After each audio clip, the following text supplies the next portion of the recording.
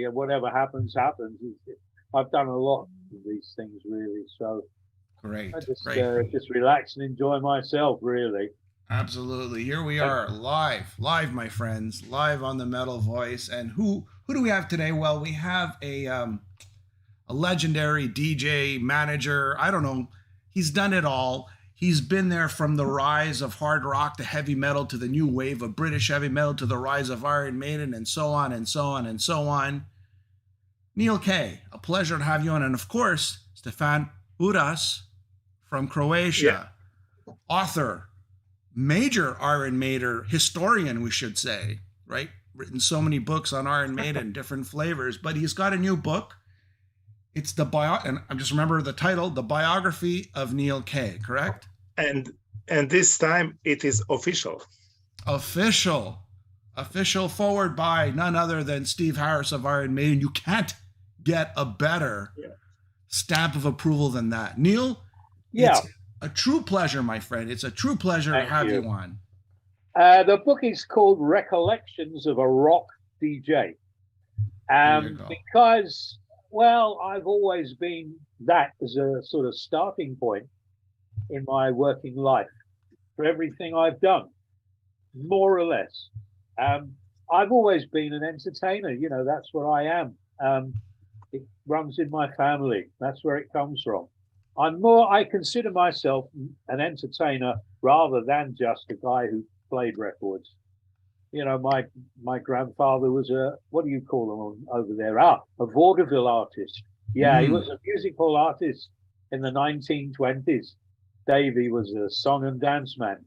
And my own mother and her brother also were on the boards in the 40s. Brother, before he got called up into the Royal Air Force, had a big swing band. My mother used to go on stage with them, you know, as a very little girl. Entertainment on that side of my family is right the way through.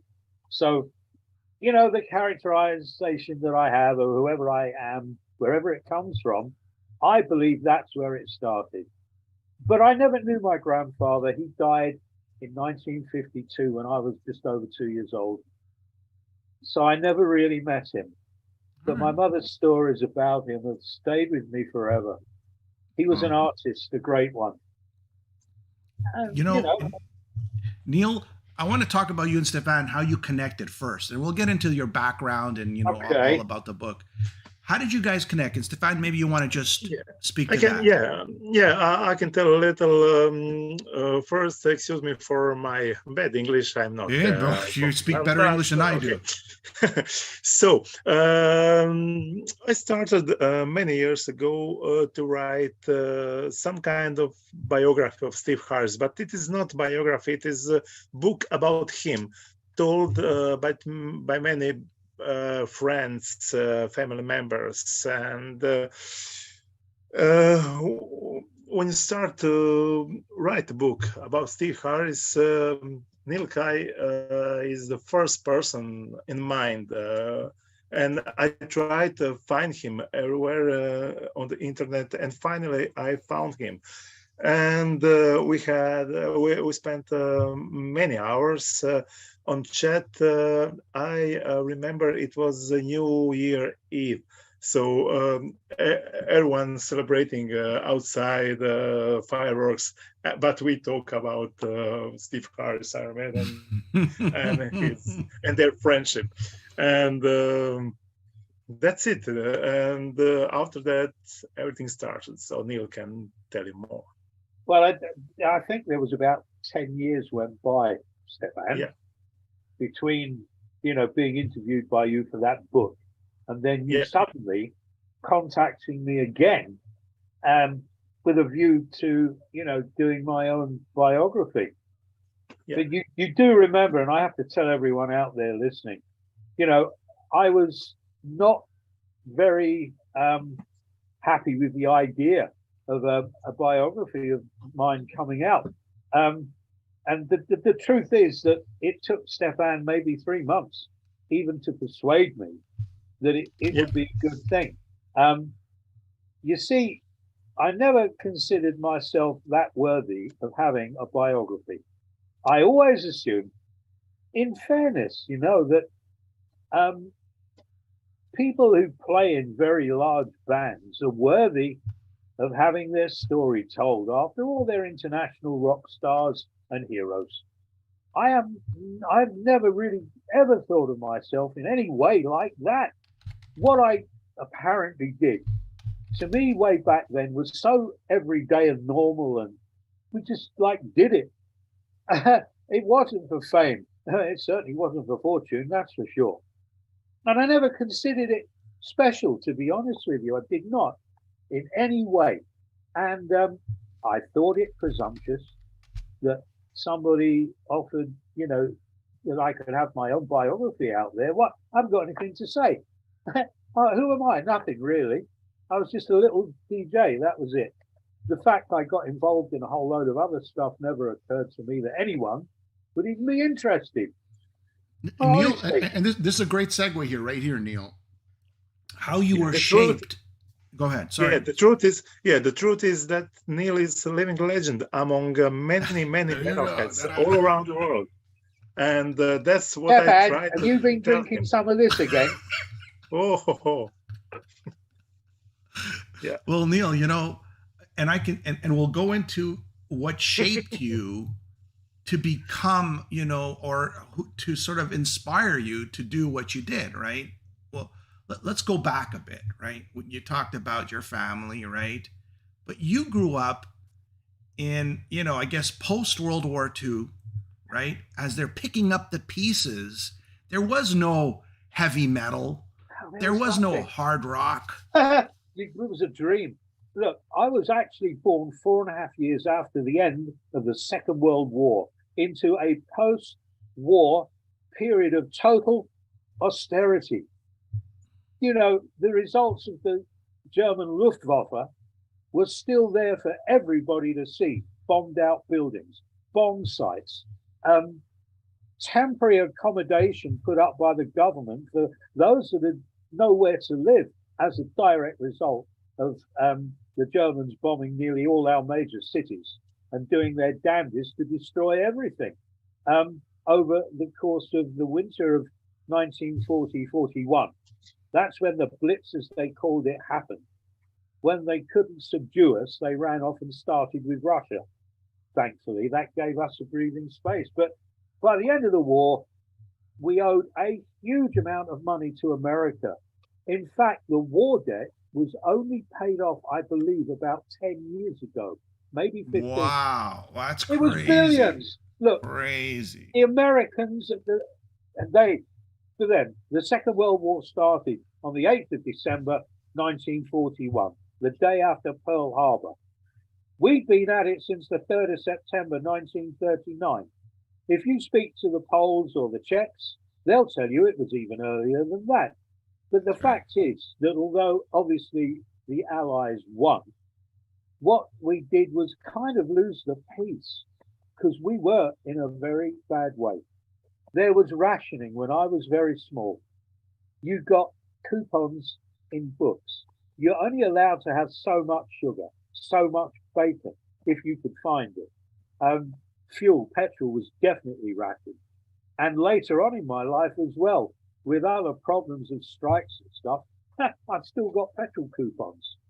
The early 1950s in my country, how can I say best like this? Living in America is in Technicolor.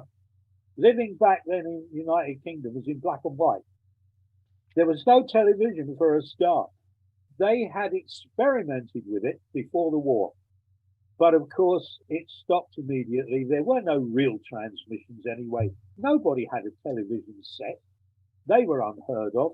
The technicians that were behind it, most of them went into what was then called radio direction finding, soon to become radar. In the post-war world, in 1951, 2, 3, 4, there was no television. We listened to radio on Sunday lunchtimes, There was nothing else. There wasn't, and that was that. The music you had back then was what I call mummy daddy music. There was no real teenage popular fashion. There was no real teenage popular music. We all had what mum and dad had. basically. And they, life was like that. It was a pre-war mentality that the kids of that time had to put up with, me included. They dressed you, your mum and dad, like them. You had camel coats like them. You lived like them. You came home from school and you went to bed at 6:30, 7 o'clock at night. That's it. That was life back then. There was now until you were about 9 or 10 years old, maybe, you went to bed at 6:30, 7 o'clock. Tea was at 5 o'clock. And you went and played out in the garden. If you might have gone out in the street and played with the other kids, which I did. And Saturdays, we had Saturday morning cinema, where mum and dad got rid of all the kids for a couple of hours. That cost 9 old pennies, I think. And there were about 240 pennies to a pound back then.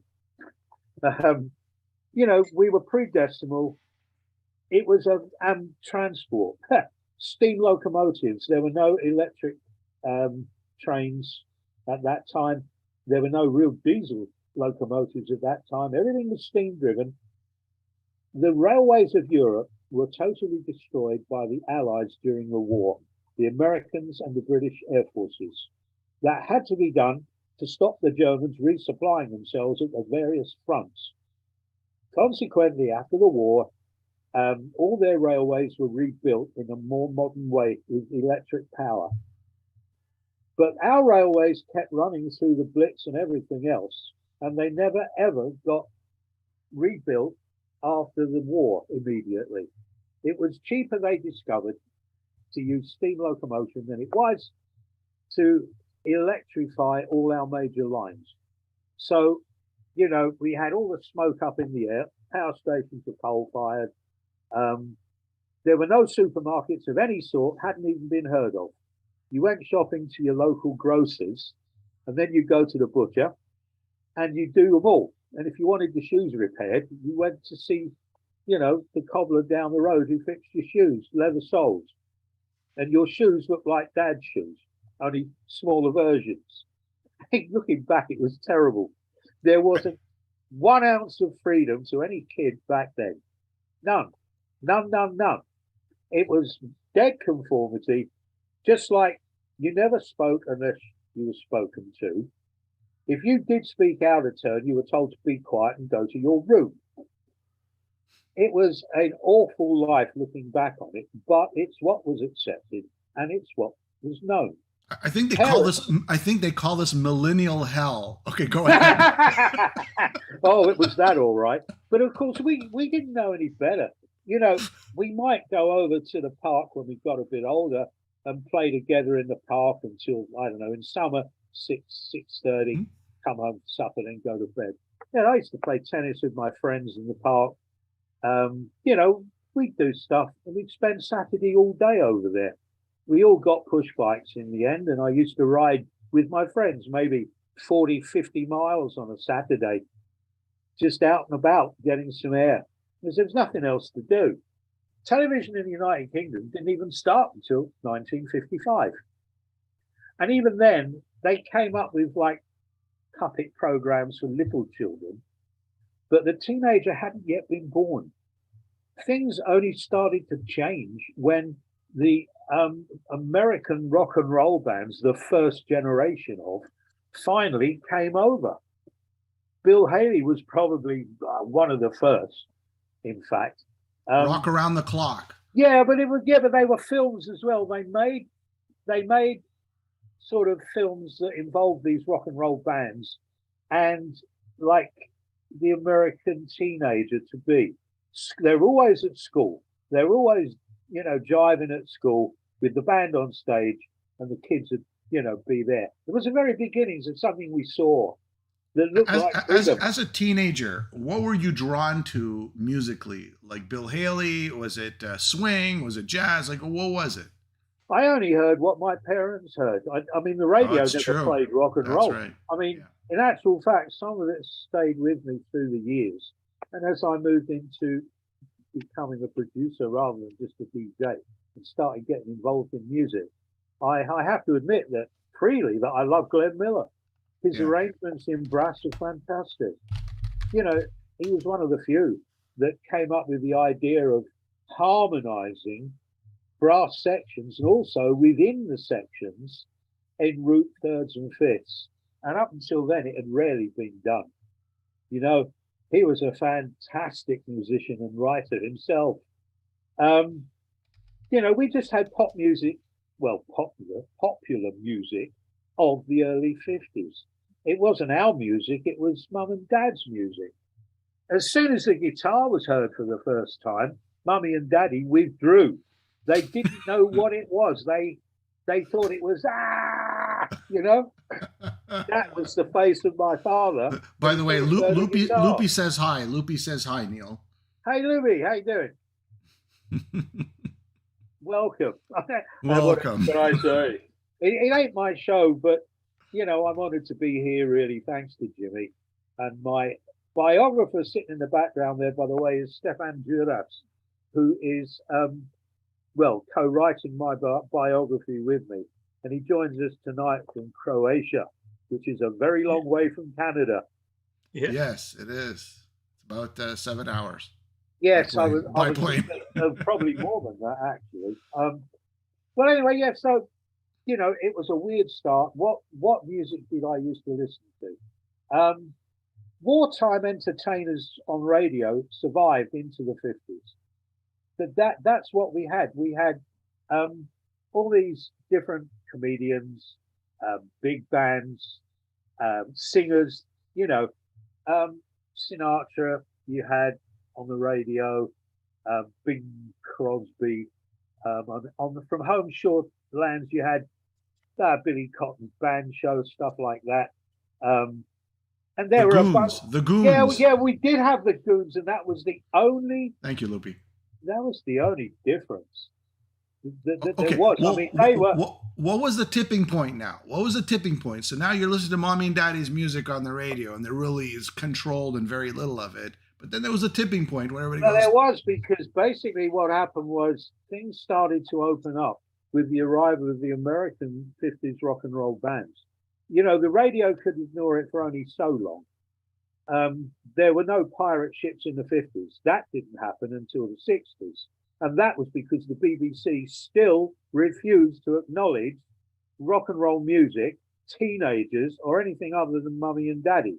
And the growing movement of teenagers got so sick of it that a very smart guy one day said, look, we can get outside, you know, the 12-mile limit around the coast. So we'll put transmitters on these old boats, these ships, The pirates, and we'll transmit outside. And then we can do what we bloody well like. And they did. And, you know, that really woke up the nation. But that didn't happen until the early 60s. What happened in the 50s, we became more conscious of something different coming from the States. Bill Haley was one of the first. You know, my own 50s hero, if you like, is Buddy Holly, because he was more than just a musician singer. He invented a huge amount of what became everyday usage in recording studio. He had techniques, and he was the very first, you know, to be allowed to actually play and sing and write and perform in studio his own stuff. Up until then, you wrote a song, they might have you in to sing it, but you would have session musicians, not your band, and you'd have an idiot producer telling you how it should be done. And they took Buddy Holly's number, That Will Be the Day, and they put him into a studio down in Texas somewhere or wherever, and they got a country and western producer who came along and told Buddy Holly that, nah, it has to sound like a country and western number. And he proceeded to show them how to cowboy it, literally. And in the end, he finished up with a black eye. And Mr. Holly walked out the studio because we're not having it. And it's always been a problem rock and roll has throughout all the years everywhere. You know, it's counterculture stuff is what it is. It's telling mummy and daddy, we ain't listening to you anymore. And anybody else, we're not listening. And we got the message in the mid to late 50s, starting. You know, when young kids came back from the war, and over here, 18 was the age. You know, they came back, they started getting jobs in Civvy Street, and for the first time ever, they obtained independence by earning money. As they earned money and went into shops to buy clothes, they didn't like what was there because it was for mummy and daddy. And in the end, teenage fashion came along because of this. And of course, when you have a teenage fashion, you've got to have teenage music. Yep. The Americans are very much first off the block. You know, we didn't have many rock and roll stars from England or Britain. Very, very few. Johnny Kidd and the Pirates, Marty Wilde. Well, Cliff Richard's question mark. Don't really know where that is. I'm not sure about that. He very quickly moved on, you know, into films and all sorts of things. The main man that everybody makes such a fuss about is, of course, Elvis Presley. But for me, it never was. But he never toured. He never went out of the U.S. From my understanding, I don't think he ever left. He did when he was in the army. He went to Germany. Yes, he had to. But I mean, yeah. I never saw him in the same league as Buddy Holly. You know, I didn't. He was manufactured by Colonel Tom Parker. It was a brilliant handling in management of producing something from just a basic thing to a megastar. That's all about business. I wouldn't call that music. That was manipulation by management, in my view. I mean, others are going to shout and scream. Yeah, fair enough. I would have said he was a musician, but he was being held back and sort of like pushed back by Colonel Tom Parker. You know, that I think it's kind of like the reverse of that, but I guess it's the same end. It's the same end result. I mean, musicians back then were not free to do as they pleased anyway. You know, it was always control. You know, I mean, there was nothing set up for, you know, bands, performers. There was no industry. There was no touring industry. It had all yet to come. The Beatles are the ones really who kind of initiated that because of their needs. Even when they came to America for the first time in the 60s and played Shea Stadium, there wasn't even a PA there. There was no, you know, they used the stadium sound system. Their back line, probably Vox AC30s. You know, I mean, they couldn't even be heard over the screaming of the kids. But the touring industry had to come from that because bands started moving out and getting around. You know, and especially at high level, you needed to have the support that just wasn't there. So I became aware of, I mean, I listened to a lot of music back then.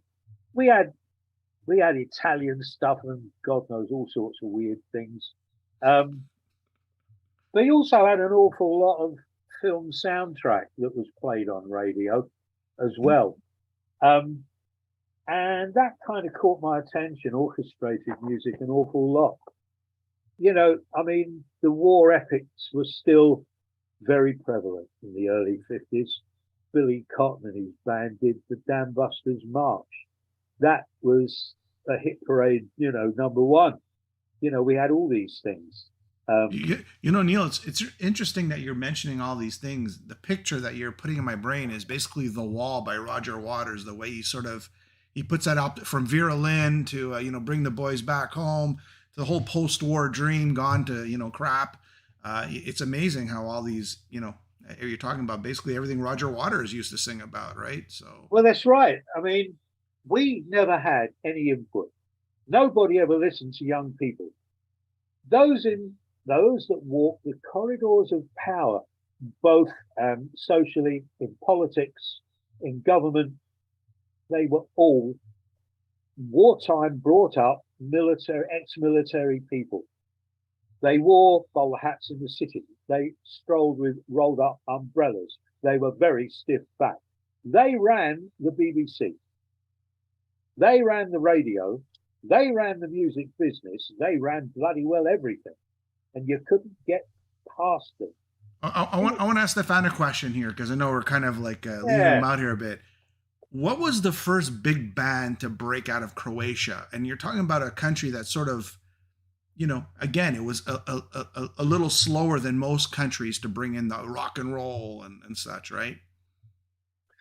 Believe it or not, in Croatia, everything started with first band, I think Rock and Roll Vikas, Lemmy Kilminster.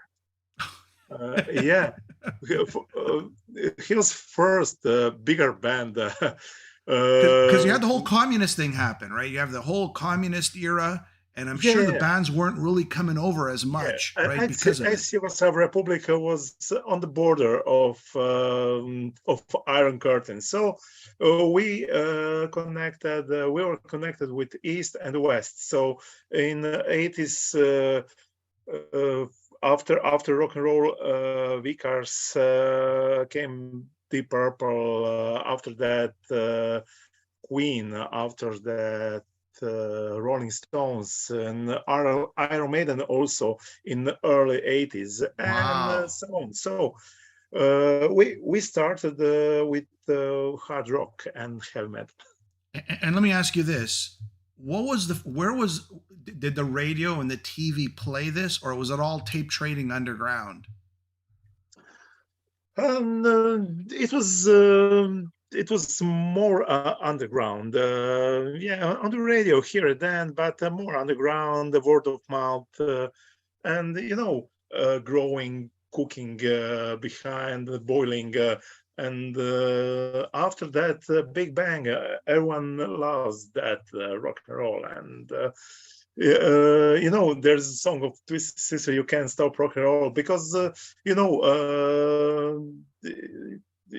can stop, you can try to stop, but as Neal said, if young people have their power inside, rock and roll can be stopped. And now we are in position to spread rock and roll again, because there's difficult time for music, for everything, and now we are the people who need to do that, who need to push everything.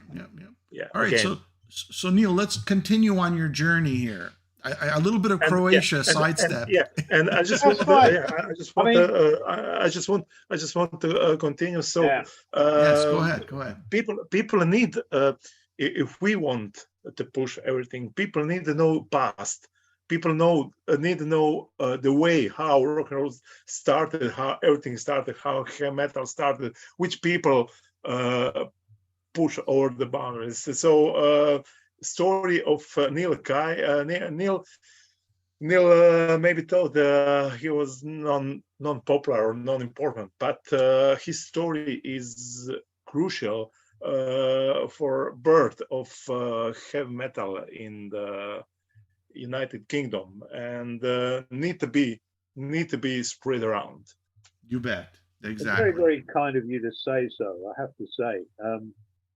Neal, you could have a great band, but that great band's just going to sit there unless somebody promotes it, manages it, and records it, right? And that's where you fall in. It's called synchronicity.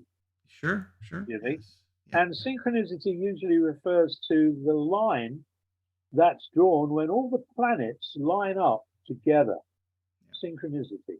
But what that also means in rock and roll is that if you've got a great band, it's not enough. If you've got a great singer, it's not enough. If you've got a great bunch of backline musicians, it's not enough. If you've got a record company, it's still not enough. If you've got followers, it's still not enough. You need every single thing to be right in line, and the last of all is Lady Luck. And you need the person more than ever with the right ears that can hear what it is you're doing. I took Maiden's tape around, as I have done many others, to the please show him. I want to show him the tape. All right, let's see the tape. You want me to go show the tape? Sure, let's go see the tape. All right, hold on, guys. Don't worry, me. Do you have your book there, Stjepan? Do you have the book? Do you have the Neal Kay book there? Show it. No, Neal Kay book is almost done and will be ready in September, I think. Okay, so it's going to be released. Let me see. Okay, look at that. Prowler This Invasion. is the original Iron Maiden demo tape with the date on the top. as you can see, Look at that. with the Pull 4 back a little tracks bit. on There it. it is. And Look this at is the tape that. that Steve gave to me at the Bandwagon, and it's the tape I use to take round to the recording industry to let them hear what Maiden were. That's the one. And there aren't many left. Steve has one, I have one, and maybe a couple of others. I know this thing is priceless. That I understand. But it is a direct family heirloom to me. And it's more important to me than any gold album, which I also have. But this is what started something immense, truly wonderful, world-beating to this very day. You don't get any better than that. And that's No, the you little don't. thing that did it. That is the little thing that did it. But let's go back a step. Let's go back a step before we Okay, get into okay. Maiden. Before we go into Maiden, we're just going to build it right up to Maiden, all right? That's cool. The 50s, the Beatles. Well, the Beatles turned around. First of all, look, by the end towards the end of the 50s, we had this steady flow of rock and roll music coming in from America. We weren't really ready for it to tour, but it did. But it only played cinemas with, I don't know, very poor sound systems, mainly AC-30 boxes and backline, you know. But the thing that it did was it unleashed the excitement factor in the youth. You know, up until then, parents used to go to concerts. Occasionally, people might even get up and jive or dance to Glenn Miller and some of the other big bands like him. They did, wartime, absolutely. But nothing released the animal within until rock and roll turned up. And to those that caught fire, I was probably one of them. Welcome back. Yeah, yes. You know, we had Little Richard, we had Jerry Lee Lewis. Some of the legendary DJs of the day, their names reached us, but a bit later.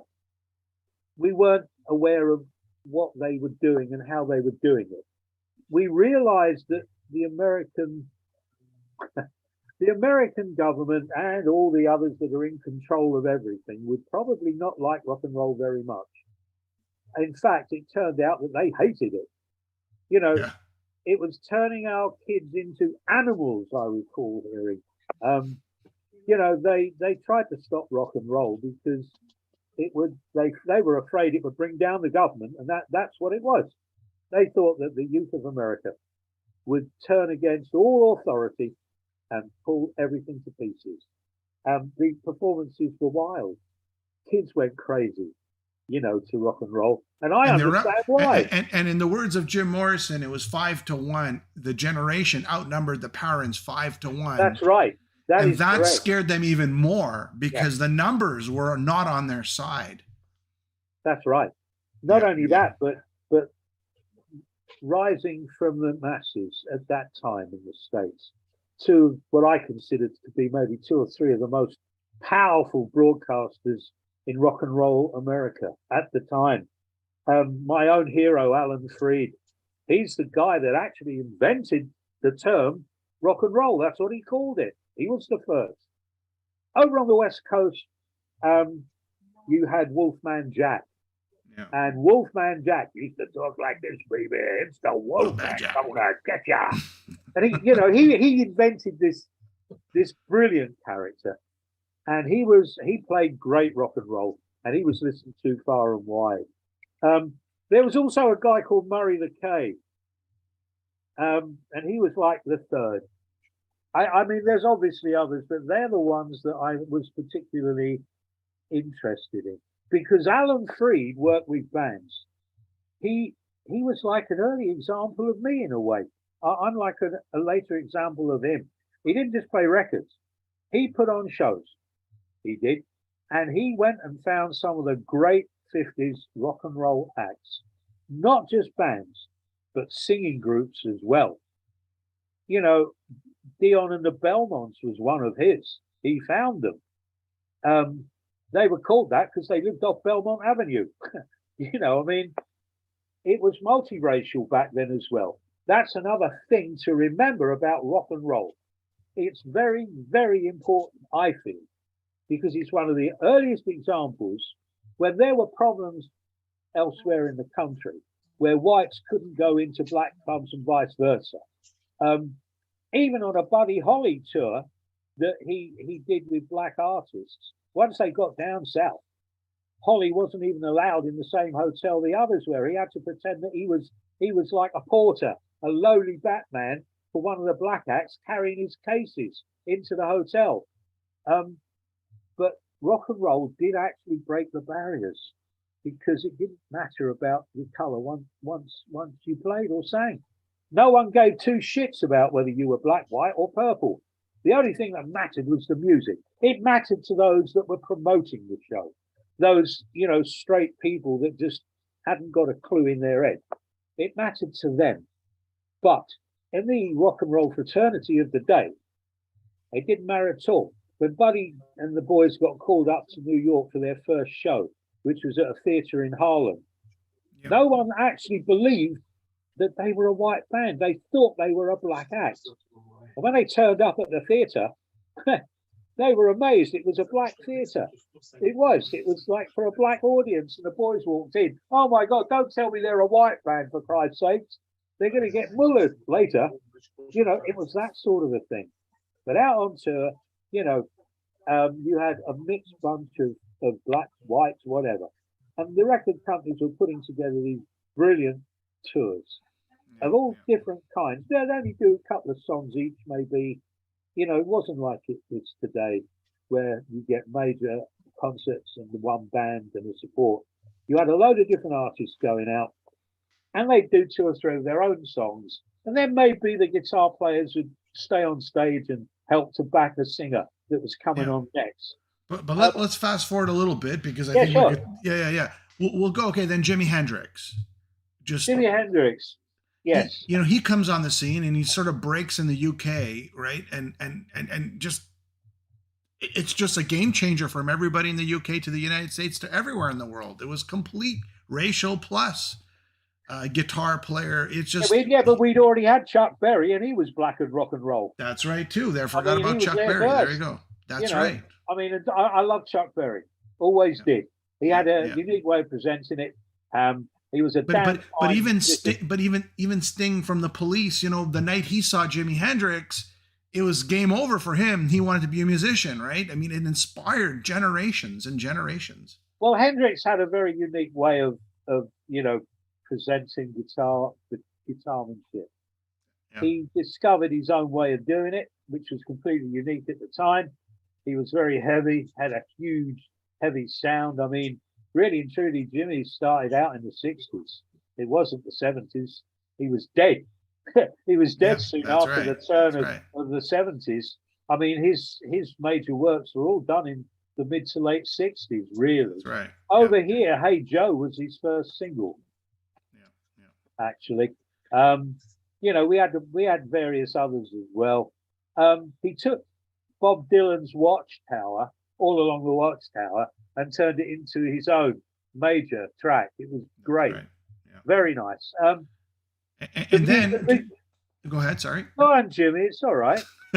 And then just for the sake of time, now we're moving into, wait a second, 1971, the first Black Sabbath album. Now we're talking about, actually. Oh, sorry, 69. First Same as the first Led Zeppelin album. Both 69. Yes. And now, wait a second, hold on. Now the game has changed. Now we're getting into the deeper, darker stuff, right? Well, I'd seen it. I mean, there was a steady movement upwards towards all this. My late great friend, broadcaster and journalist Malcolm Doane, he had this imaginary line that he drew between what was pop music and what became rock music, and a definitive line of change with which I concur completely. And that was 1967 with the release of Sgt. Pepper's Lonely Hearts Club Band album by the Beatles. We consider that to be one of the major changing points. It's not just that musicians left pop groups and wanted to progress further and further. It was also coupled up with the development of equipment. Yeah, you the know, fuzzy, you couldn't. The fuzzy pedal. Yeah, not just that, but the heavier fuzz sound, um, amplifiers becoming separated from their speaker units. Finally, you get ahead. You get a Marshall, Jim Marshall. I mean, his contribution to rock is absolutely immense. Their factories over here at Milton Keynes. I know someone that worked in there actually. Um, Hmm. the world would be a sadder place without Jim Marshall, and that's a fact. I know there's various other great manufacturers around today with doing all sorts of great cabs, heads, and all the rest of it. But Jim Marshall is the man who developed the 4v12, the guitar speaker of speakers, and the valve amp to go with it. Not solid state, valve amp. If you want that crunch and you want that aggression, then that's what it has to be. And to this very day, they're valve amps. They are. I think the output valves are KT88s for those of you that might be interested. And I don't think they've changed in years. So we went. So Black Sabbath, be it Tony Iommi had to like lower the tone of the to drop D, right, because of his fingers and because of his handicap. He creates this sort of deeper sound, darker sound, and then you had, and I'm just fast forwarding to this sort of, we could go talk forever about this. We go and transition to the punk revolution because things started getting a little too whacked out. No, not for me. That hasn't happened. Okay. Sorry, that has not happened. It's like I'm still waiting for JC to come back, and that has never happened. Not in my life. Sorry. Okay. I completely disagree with every single aspect and angle of it, and I won't have it in my life. It's a destroyer, a destructor of music. You don't think punk pushed it back a bit, sort of being too big? No. If you ask Steve Harris or any of the others of that era what drove them, it certainly wasn't punk. They just had a great little pub band. That's what they had. They didn't give two shits about punk, and Steve still doesn't. I know that for a fact. He doesn't. Mm-hmm. Neither do I. I won't play it. I won't get involved in it. I won't even acknowledge its existence. It's shit, and that's that. Sorry. Right. Fair enough. And that's how I feel about it, and I always have. I won't play it. I won't get involved in it. It's imperfect. So all the sort of mythology of Maiden sort of borrowing a little bit of the punk sound, that's just myth. There's no facts to it. I didn't even hear that. When I heard that tape that I just showed you, Steve brought it to me, probably with Dave Murray and maybe Paul Diano, I'm not sure. What they did, they brought it to me at the Bandwagon one night, very early on in 1979. What Steve's idea about it was that he wanted me just to organise some gigs for them. Actually, Maiden themselves, I think Steve had some sort of a band or whatever going since about, 1974 or 5 or 6, somewhere around there. It didn't start with me. That they already, they had this band. They went to Spacewood Studios in Cambridge. Ironically, I don't live very far away from there at all. That's weird. I never knew they were there until I moved in here. That was the idea. Neal, it was Loopy saying it was Steve, Paul, and Loopy who brought you the tape.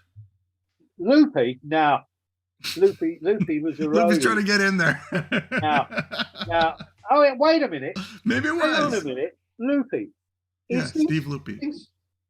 Which Loopy is this? Steve Loopy. They were part of the road crew for Iron Maiden in the early days. Right. I didn't even know it was him. Yes. Hey, I'll be damned. I didn't know he was even on.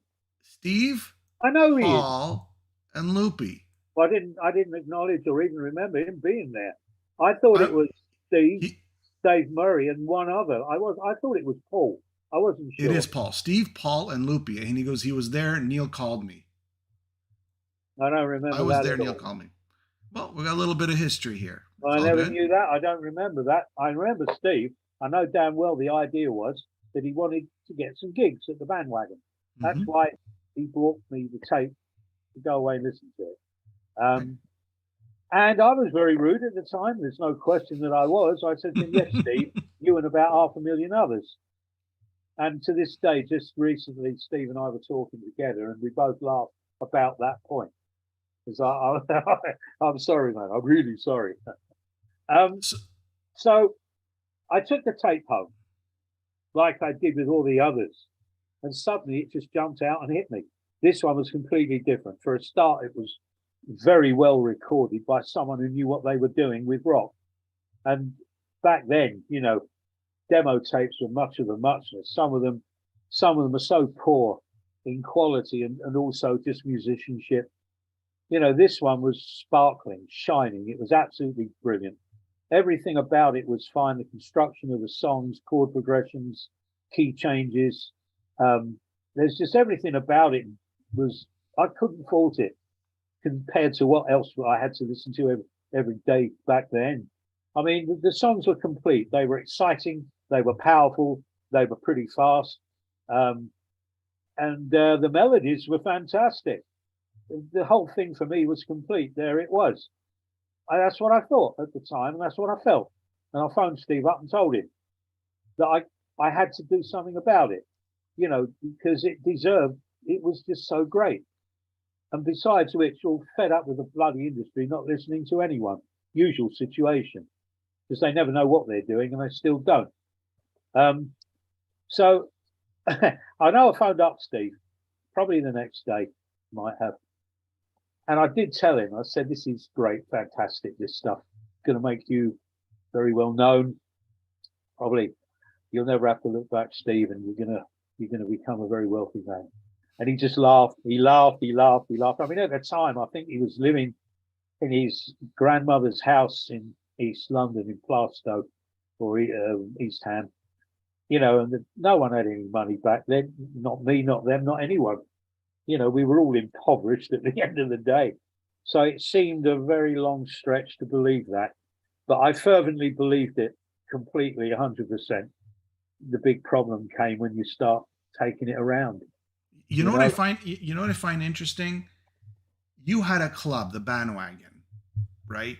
Well, not your club, but it was a club where you DJ'd. Yeah. You would play music at that club, like new music, correct? It was always like new music people haven't heard before. Yeah. Which was kind of unheard of, at least growing up in my time, probably in Stefan's time too. Like a club just playing new music all the time. Oh no, we played known tracks as well. Yeah, known tracks as mixed in as well, right? I get it. But for I'm gonna tell you, growing up in Canada, like you wouldn't have clubs just playing completely new music or sort of mixing it in either, right? Well, we entertained Ted Nugent as the first A-lister visitor to the Bandwagon, not to play, just to visit, and you know, I lined it all up. And he said to me, you know, that he couldn't think of any place in the States that was doing at that time, you know, what you're doing here. It's a hell of a place. What, well, 500 is it 500 people used to show up and just? Yeah, well, the main room legally held about 350, 400. We had a back bar as well that we could add. And I mean, we could take in about 800 right the way across. And when Motorhead came to, you know, visit the kids, there was more than that hanging around. But yeah, 500 was a good number. But the thing was... So create the scene here, right? People used to play, you know, the regular metal songs or hard rock songs, the heavier stuff. No, we did lighter stuff too. I mean, the thing is that I know that everyone continually, you know, names it as the heavy metal Soundhouse, which I did. And the reason I did that was because I hate the word discotheque. I was a London club DJ before any of this ever happened. I was in West Berlin for a 9-month season at the Playboy Club before any of this happened. I was a very, very professional and seasoned DJ. And I found the love of my life in music right at this place. And I was damned if I was going to use the word discotheque. I hate it. Heavy metal disco. Yeah, it sucks to me. What I came up with was this title of a house of sound, you see. And I thought, but turn it round, and the name of the actual venue was the Bandwagon. The pub was the Prince of Wales, and the Bandwagon was a side hall attached to it. So all I did was add the name Bandwagon and then Heavy Metal Soundhouse. So I didn't have to call it a disco because our sound system was immense. It was huge. It was very, very, very big, and it was band equipment. And That's one of the reasons why it worked so well. Go ahead, Stjepan. I know we're leaving you out there.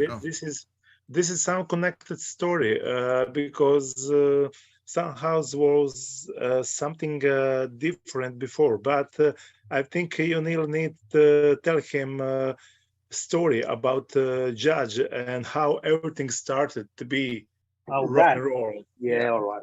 This is hardly believable, Jimmy, and your listeners out there. We could go on all night. Do you realize this? I could go on all night. Get some coffee, take a couple of pee breaks. Go ahead. Yeah, more details. Hey, Loopy, are you okay for an all-nighter, man? It's been a while. Okay. That's for sure.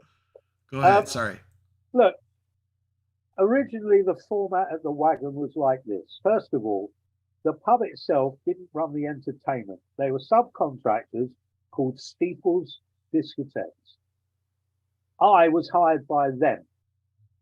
They played heavy rock, as it was known, once a week on a Wednesday night. A trucking buddy of mine said to me, listen, I know this place in Kingsbury that you're just going to love.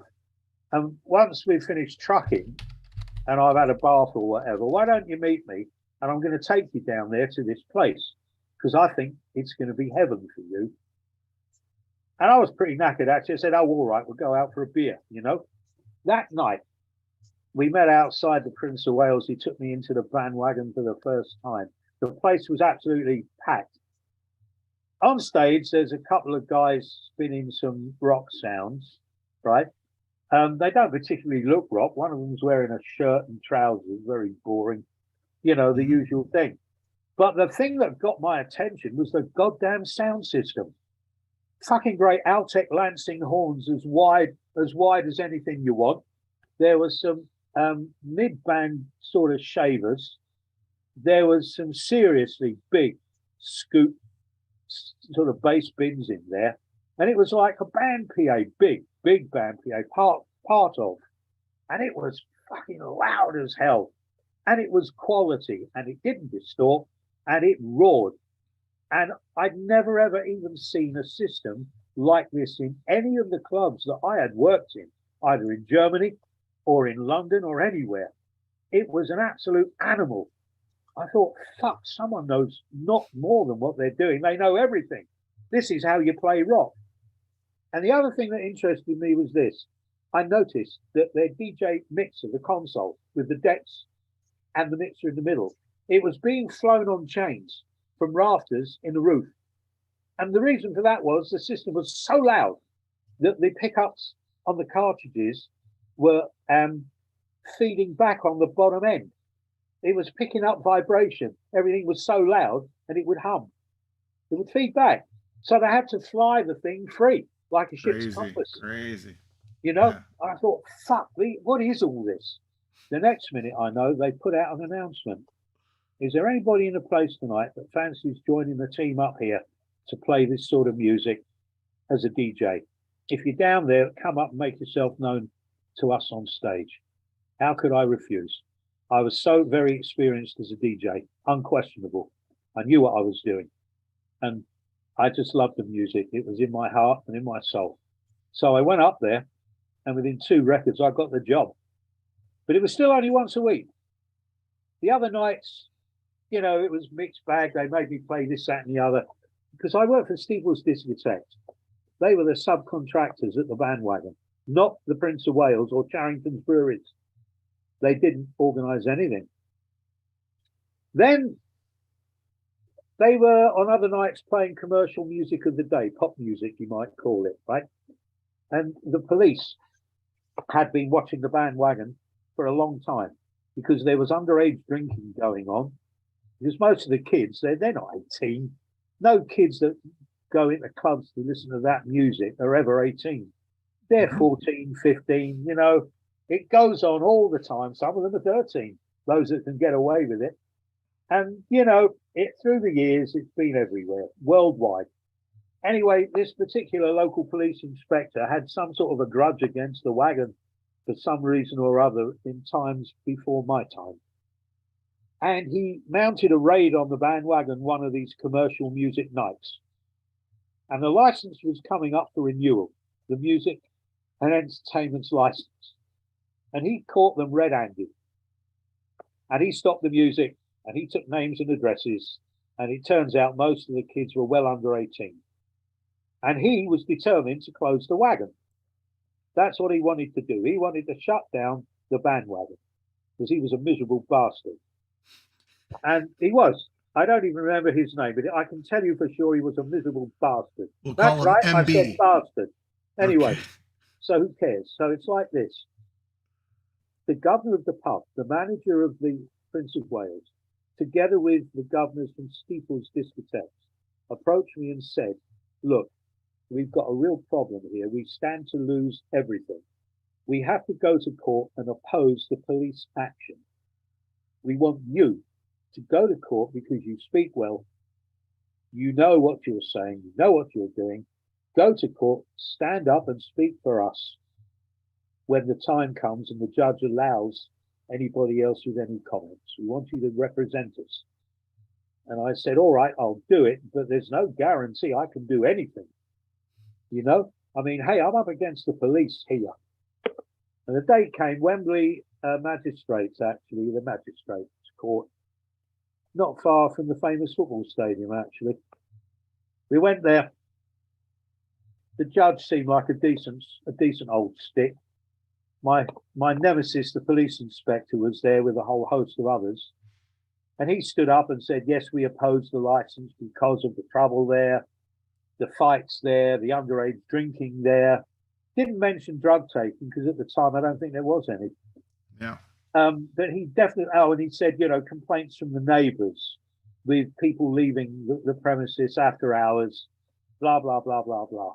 And then the magistrate, the judge, you know, he said, is there anybody who wishes to speak in defence of the premises? And I stood up and said, yes, sir, me. I would wish to talk. Which surprised the police. They weren't expecting any opposition at all. The inspector sat down. And the magistrate asked me, you know, well, what is this about? I said, look, sir, on my nights, which is once a week, we play a different kind of music. It attracts older people, usually in couples. There are no fights outside. We don't have anything other than harmony. And people leave quietly and they enjoy the evening. There are no underage drinkers on my night. And that's a Wednesday night. Yeah. And he called the police inspector back up and he said, is this true? Do you have any reports of any disturbances or any underage drinking reported on the Wednesday nights? The police had to say no. Not at all. And do the neighbours complain about noisy departures and rowdy kids after hours outside on a Wednesday night? And he again said no. The magistrate turned around and he said, right, he said, this is what I'm going to do. I am not going to take away your license. I'm going to give you a 6-month trial, but this is what you have to do. First of all, you must establish a legal membership on the door.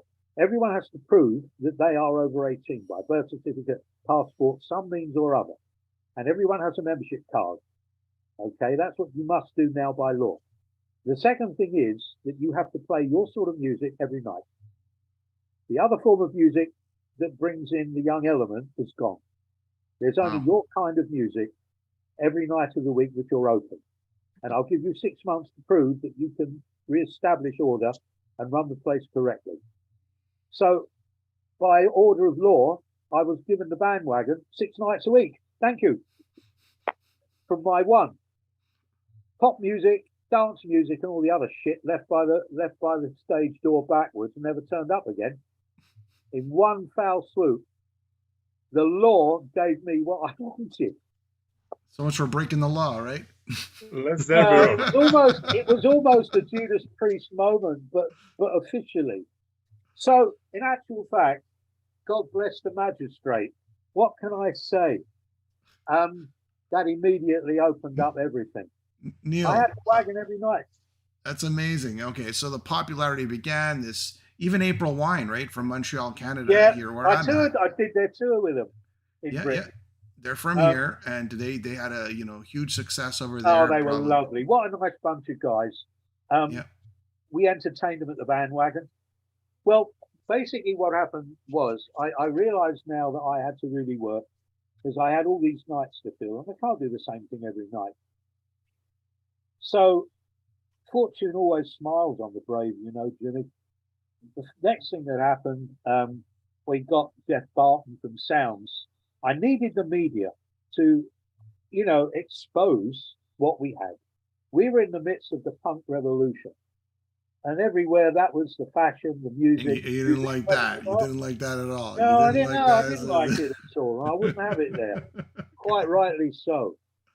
It had done enough damage to real musicians as it was. Yeah. And I certainly didn't entertain the idea of that being there. No way. I know that I needed the help of the industry. I needed exposure. I needed the media. I needed the record companies as well. I want albums, white labels from them, all the new stuff. And I'm not paying for it. But in order not to pay for it, I have to make the name of the Soundhouse known.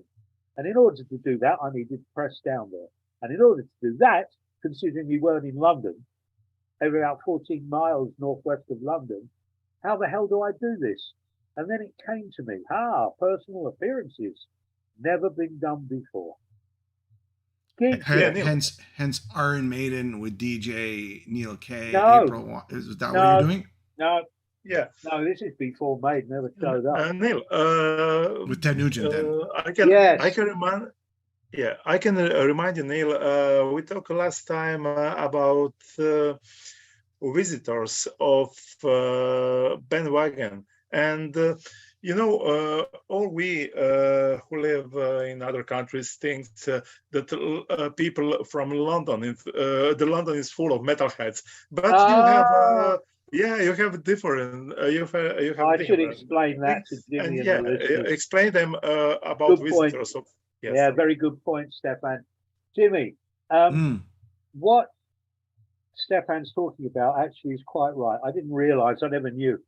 He said that people that read about the wagon or London always assume that there was a big residential crowd of metalers there. There's none. They don't live in London. No one lives in central London. It's office buildings and railway stations. Everybody that follows, most forms of music live outside. They travel in and go home again. No one lives in London. No one. Are we talking about back then, or has it always been like that? No, it's always been like that. Okay. You can live in Camden Town, maybe, if you've got the money. There's a few residential places, and normally they're very expensive. Yeah. The people that follow, popular music or metal or rock or whatever, they don't live in London. They come in from the suburbs, from outside, tubes, buses. That's it. There's no resident audience in London. There's no one lives there. It's got a lot of money. When I was a kid, Neil, strange enough, the cardboard guitars actually came all the way here. Oh my God, no. Oh my God, no. So actually, I even have a picture somewhere of myself with one of those cards. So for the people who don't know, back in the day, it was all a business thing in the end. I know that I needed the media. I needed to make the bandwagon famous. I was looking at ways always of doing that. The cardboard or hardboard guitar thing wasn't one of my inventions. Rob Loonhouse did it. But first of all, we got people, high listers from our own area of music to come meet the kids. Lemmy did, Motorhead did. Judas Priest did. They came. The first one was Ted Nugent. He came, and then I got Roger Glover and Cozy Powell, at the time Rainbowers. They came. Whenever I put on a special like this, the press came. I made sure of it. I invited the press because up until then, no one had ever done this before. A lot of them didn't believe I could do it. The first one with Ted Nugent was dead nervous. It was a Tuesday night, worst night of the week. Ted only had that night free. I arranged it with a contact at CBS, and their guest list was inspirational. Even Muff Winwood was on it, the boss of CBS London. And I was looking at my watch and looking at my watch when the time came, late, late, are they coming? And then suddenly they swept in the whole band. Ted bought the whole band. He bought everyone. We had the wildest of nights. And for those that didn't believe I could do it, they were very sorry. Because the next night, when the wagon met on a more normal evening, nothing was being talked about except the last night, when Ted Nugent came to the bandwagon. Melody Maker covered it. Sounds covered it. All the journalists were there, and it was right there. And there's an important point about doing that. Once I'd done that, how could any other record companies turn me down? If Ted Nugent can do it, why the hell can't you? Yeah. I'm not interested in excuses. The press you'll get out of it is well worth the effort. We all do well. You'll get the publicity. I'll get the media for the club. And, we'll sell. The kids want to meet their stars, but not on the stage at Hammersmith, Odeon or Wembley. They want to meet them one-to-one like this in a little club. And we did. We got Sammy Hagar. He came. There was a lot. I actually had AC/DC lined up to appear when Bon Scott went and died. And because of that, I missed that, actually. We missed that one. But loads did come. And Neal, yeah. I remember in the book, you... So we should say the book is coming out in September, to tell everybody, the autobiography of Neal Kay, the journey, the recollections. Of rock DJ, in the book, you told me something about AC/DC and the death of Bon Scott, that you contacted the management and you got some kind of a rude message about Bon. I don't look. That's right, actually. The night before Bon died had been one of my own shows at the Music Machine, and I'd had my usual lineup of 3 bands myself or whatever. But we hung over because Lemmy was there and Bon was there. And right into the early hours of the morning, right up the back, upstairs is a pool room. And we were playing pool and having a beer or two ourselves. And we all left, I don't know what time exactly, maybe 2:30, 3. Nick Parker, the manager there, wanted to lock up. And we all went out our separate ways. I got home, I went to bed, and about 8 o'clock in the morning, my wife, my first wife, shook me awake and said, Bon's dead.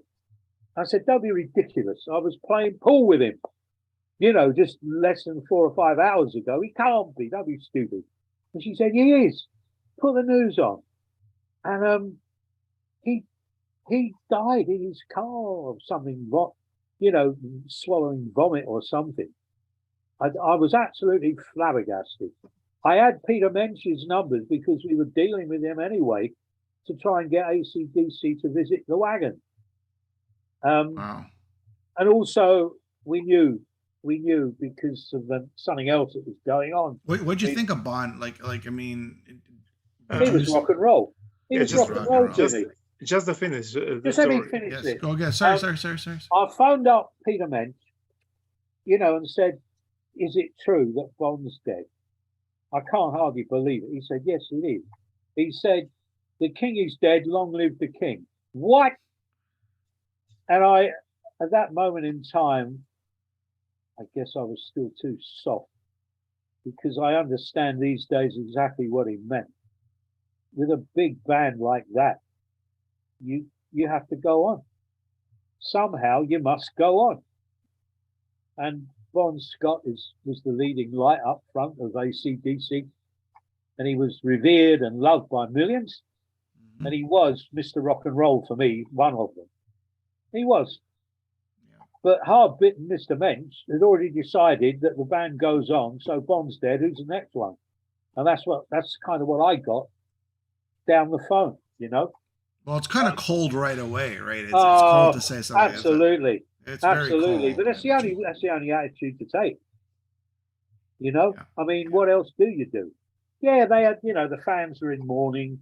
The music papers did everything. The band released Back in Black as a tribute, of course, which was the right thing to do with the bell tolling at the first number and all that. That was dead right.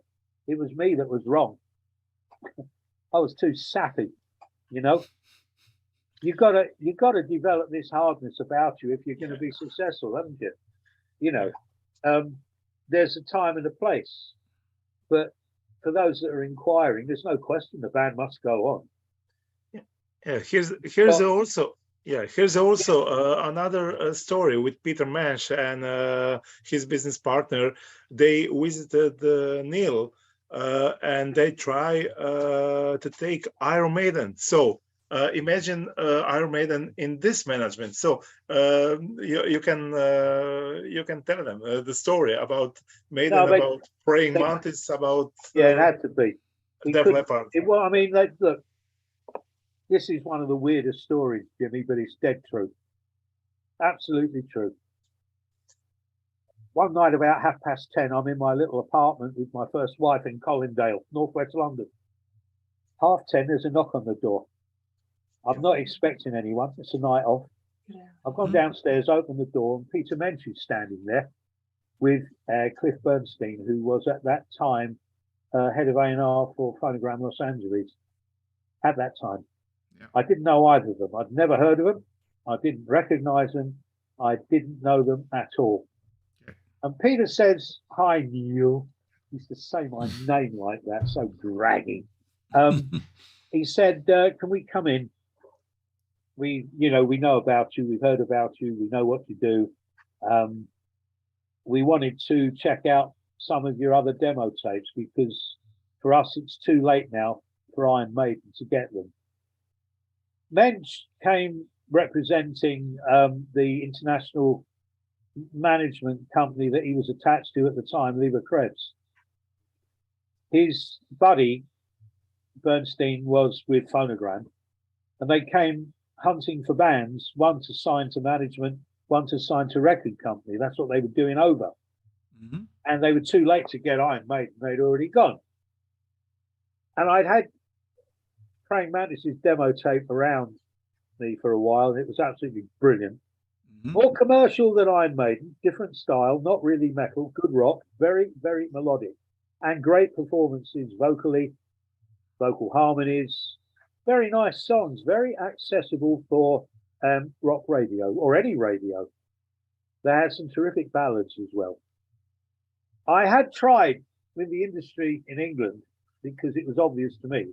But of course, it wasn't obvious to them, because they're a bunch of boneheads and they can't hear anything and they're deaf. And I can assure you, I used to get so mad listening to their feeble excuses. I heard them with Maiden. I got laughed out the door from a couple of record companies and told I don't know what I'm doing. And that was by bloody CBS Records as well, who had Judas Priest. Yeah. They couldn't hear it. So I'm used to all these rejections and nonsensical comments. Anyway, I had the Mantis tape and it was very good. It was equally as good as Maiden's, if not a little clearer. But they recorded it at Spacewood Studios too, with the engineer that knew what he was doing. Guitar sounds were good. The mix was good. It was very clear and quite powerful. So I got the tape out and played it to them. I said, "Listen, lads, I've got something here you might be interested in. It is good, it's commercial, and if ever it was meant for America, this has to be it." So I put it on, I played it to them in my little lounge. It was a right mess. My first wife was going crazy because it was a shitty at the time. And they jumped up, they loved it. They absolutely loved it. And they said, "Look, we want you to make an arrangement for a meeting between Praying Mantis, the two brothers, Chris and Tino Troy, and ourselves, and we do it at the Bandwagon. Can you get them up there? Because we want to start talking business." But I phoned up Tino and said, "Listen, I think your boat's coming in. I don't want to put too fine a point on it, but Lady Luck seems to be shining down on your head right now, old boy. And if I was you, I'd get you and your brother to the Bandwagon on such and such a day. Peter Mensch and Cliff Bernstein want to meet you, and they are from blah, blah, blah." Right.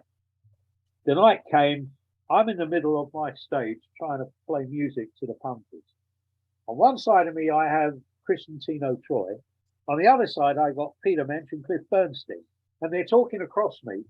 about deals and what to do and coming to America. Sorry, Eddie Murphy.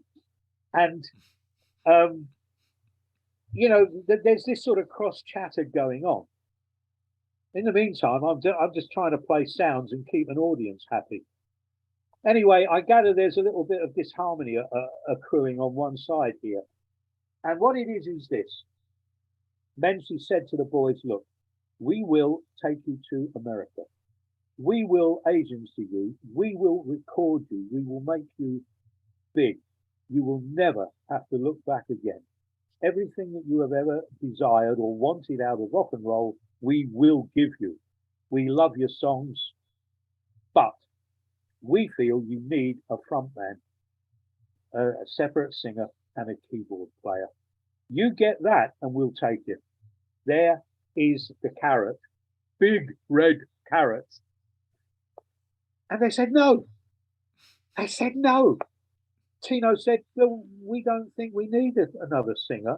We don't really need a keyboard. Oh, fuck, no. At the end of the night, I buttonholed Tino, never mind about Chris. I said, listen, this is an unbelievable opportunity. You have jumped clean over all the British recording industry, all the management, all the agency. You have got the top notch. Lieber Krebs are fucking huge, man. They have Boston, Ted Nugent, AC/DC. They've got the whole raft of everybody that's anybody. And you will join them. And Bernstein out on the West Coast will give you anything you need in studio. For Christ's sakes, they're Phonogram LA. Can't you see it? He said, I can see it, he said, but we don't agree that we need a singer. And I don't really need keyboards, having two guitars. I said, Tino, for fuck's sake, just don't.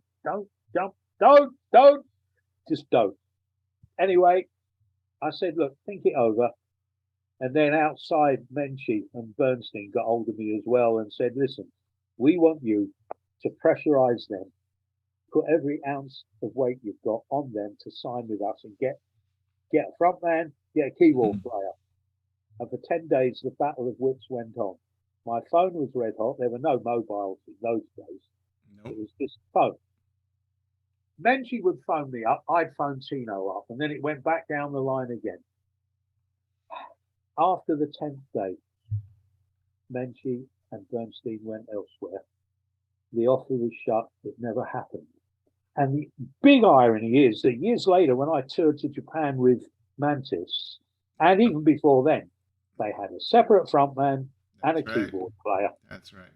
And even recently, when I spoke with Tino and got his permission to tell this story, I felt I did, you know. And he said it was stupidity of youth, completely. Yep. He knows full well what they turned down. And basically what happened was I lost contact again with Peter Mensch and Bernstein. Suddenly, unbeknownst to me, and I do make this point, I did not know, they had hooked up with Def Leppard. I had brought Def Leppard down to London for their very first London show. It was at my venue, the Music Machine. They were kids at the time. I believe one was only just 14, the other's 15, maybe 16. Next thing I know, the phone rings, it's Peter again. And this I am going to tell you, Jimmy, in absolute truth.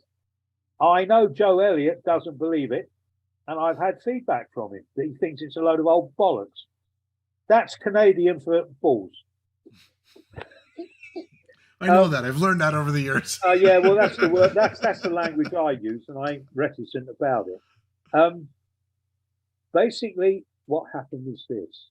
Menchie said to me, we'd like you to come down to Phonogram London because we are close to signing a band called Def Leppard. I said, yeah, I know of them. He said, but they're very, very young. Their parents have to sign for them. And the fact is that they are very reticent about signing to strangers who would take them across the pond to America when they're so very young. What we want you to do is persuade them that the band would be better off with us rather than their current manager, Frank Stewart Brown, who runs a record store in Sheffield. You know, like the Beatles manager had Nem's record store in Liverpool. Now I knew Frank Stewart Brown. He was a decent guy. His brown suits and wide lapels left a bit of comment, but he was a very nice guy. But there's no question that he could ever reach the heights of management and agency that those two guys could. Anyway, I went down to Phonogram. They paid me. I can't remember exactly how much, but they did. Independently confirmed by my ex-wife, who also remembers all this. I was let into a room in the building where the parents and maybe grandparents a bit perhaps were. And I was asked to talk to them for half an hour and answer their questions, which I did. And then they rejoined the other guys and I'd done my bit and I left. As the world now knows, they signed up to Phonogram and Peter Mensch. And so it went on its way. Now, Joe Elliott says blatantly that I'm lying about that it never happened. And if it didn't happen at all, it must be one of the most bizarre lies that's ever been told. Who the hell could ever put that one together? Why would he say it didn't happen? But why would he say exactly? Why would he say that? He was giving an interview to a journalist in Germany. I was interviewed as well about it. And I don't know, maybe it's because he was being interviewed about their beginnings. And he just didn't want it known that they had outside help. I don't know. But I know one thing, that anybody that could actually concoct such a bizarre story as that should himself be given a recording deal. I know that because why would I anyway? Did you spend time with the band afterwards? Like, did you do any sort of guest appearances? Well, with Def Leppard, no, not at all, not at all. I had them on my show at the Music Machine. It was their first London date. They came down from Sheffield, about 300 odd miles away, and I never even ever rated them because that little vinyl EP of theirs, that's what I got. I didn't have a demo tape. I had that little 45 vinyl with 3 songs on it. And Left Overture, I think one track was called. And when I compared that to Pyromania, it's like 2 different bands completely. Yeah. There's absolutely, the EP is nothing more or less than I would have expected from, a young, banal, pro-tem metal band, pub band from the north of England. That is what it was. That's what I got. I always wondered, where the heck is Pete Willis? That's what I always wondered. Like, where'd he go? Where they have you to go? He must be around your neck of the woods somewhere. I don't know. You'll have to phone up Joe Elliott and ask him. Yeah. I haven't got the foggiest clue. I was never associated as friends with them. There's still been a secret about this, but I've not bothered telling anyone. Yeah. Well, how's it going to benefit me? I'm 72 years old. I've had a career. All I want to do is grow roses and flowers in my garden and drink copious amounts of alcohol. And that's not a crime, not where I come from. So a lot of people you as well, too bad. I get a lot of messages about Iron Maiden. All right, so you're sort of the organic changes and transitions of Iron Maiden. Since you're a friend with Steve. Paul Di'Anno's in the band. Personally, I love the first 2 albums, the Soundhouse tapes. I did 2 Maiden tours with Paul. Yeah. Steve mentions that in his foreword in the book. I did do 2 Maiden tours. And besides that, look, there's this kind of native linguistic connection from East London to me. My parents grew up in East London as well. I was born in Essex, but although Steve says he sees me as the rich cousin because I went to a public school, a British public school. And we know British public school means private school in North America. You have to explain it's the other way around. Jimmy, explain that to your people. So private school in England is actually called a public school and vice versa. Go ahead. Well, I speak. I've given the speech voice. Couldn't sing to save my life, but I have a good speaking voice. It was a broadcast voice. I know all that. And because I lived in northwest London in Stanmore, that's, kind of Snootyville for some of them. So I became, Lord Snooty for the Maiden boys because they're from the east side. You're on 2 tours. I mean, is Paul gelling with the band? Like to me, I'll give you the lowdown from my aspect, my point of view. First and this all comes from love with Paul. I mean, I love Paul. Yeah. Look, I was a good friend with all of them at that time. Steve, Dave, Paul. I mean, the first drummer was Dougie White when I first met them. Mm-hmm. There wasn't a second guitarist when I first met them. There wasn't. Yeah. Others came and went and so on and, blah, blah, blah. But I was great friends with all of them. We had good times. They played the wagon. We'd gone out and done the heavy metal crusade together as well. That was run by Samson's manager, Alistair Primrose, for the idiotically named Ram Cup Promotions. Ram Cup. I'm saying that deliberately slowly so your listeners don't get the wrong idea. It's nothing to do with that. It's Ram Cup, right? Good. Yes. So, we did private gigs. Samson, Iron Maiden, and myself. Oh, and Urchin. We did an American Air Base 4th of July job, Upper Hayford. The American Air Force booked us privately. So Urchin with Adrian Smith, yes. Samson with Bruce Dickinson fronting, and then the rest of the guys in Iron Maiden. Yeah. Neal, we all did that gig as well. I mean, Neal, you need to tell the story about phone call to Bruce Dickinson. People need to know. That as well. Well, that's another one that I've never really mentioned, but it's true. It's absolutely true. Yeah. You see, Jimmy, when somebody like me is around, look, I'm no accredited artist. I'm just a DJ. I'm a go-between. People use me all the time in the industry as a go-between or instigator or whatever. I feel the same way sometimes too. Well, you will be because you're a DJ. You see, you're not looking for a recording career. You don't want to join, you're not a touring whatever. You're just a DJ. They can't cripple you. If you do something wrong as a band, they can stop you playing everywhere if they want. The industry could, but they can't stop a DJ. You're in violet, mate. You can't be touched, and that means you're very, very useful. So I was very useful. So I got a phone call from Steve one day, soon after Paul was out the band for the last time. And Steve said to me, what do you think of Bruce Dickinson? And I said, well, I think he's with the wrong band. I think that was my comment. He's with the wrong band. Steve said, yeah, he's an animal.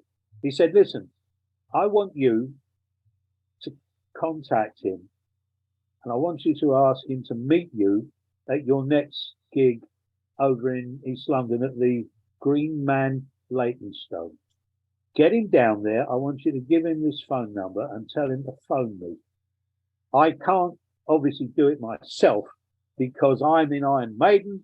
There's Samson. I already had enough trouble with bloody Paul Samson. Unbelievable trouble. You wouldn't believe it.